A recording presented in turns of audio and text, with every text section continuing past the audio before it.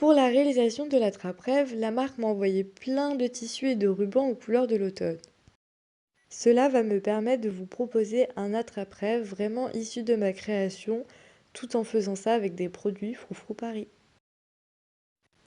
La marque propose vraiment un large choix de motifs, que ce soit dans les cotons, dans les tissus, dans les rubans. Vous avez vraiment un choix énorme qui peut vous permettre vraiment à faire plein de projets créatifs. Pour l'intérieur de la trappe-rêve, j'ai décidé de recycler des vieux napperons. Nous avons toujours des petits napperons qui traînent à la maison, donc je me suis dit que ce serait cool de faire un attrape-rêve bohème sur le thème de l'automne. Pour avoir vraiment un effet bohème, je me suis dit que ce serait sympa de superposer ces deux napperons de couleurs différentes pour que ce soit assorti vraiment aux couleurs des tissus et que c'est vraiment un effet automnal sur l'esprit de l'attrape-rêve que je désire réaliser. Nous allons commencer par faire le tour avec cette cordelette du cercle en métal.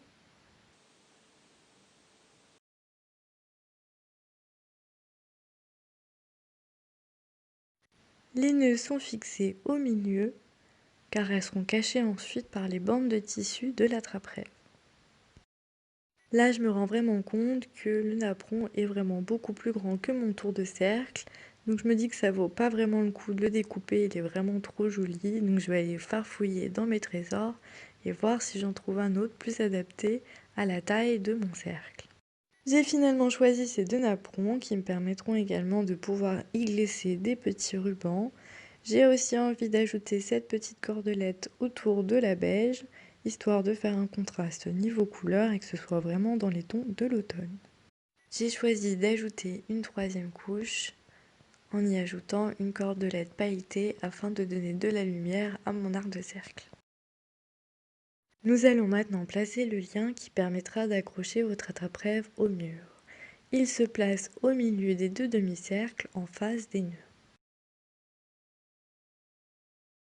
Après ça, je vais découper mes bandes de tissu préalablement repassées d'environ 2 à 3 cm, ce qui équivaut à la largeur des rubans que j'ai choisis. Et voilà le résultat final, j'ai encollé les deux napperons ensemble, j'y ai glissé au centre un petit ruban doré. Le napperon central est du coup fixé sur la base par des lanières en fil. Les rubans sont fixés par des petits points main. J'y ai glissé également des perles. Quant à la coupe des rubans, j'ai laissé bord franc car j'aime bien quand c'est ces fil-loges, c'est un côté brut, matière, j'aime beaucoup. Pour les finitions du ruban, vous pouvez utiliser le briquet.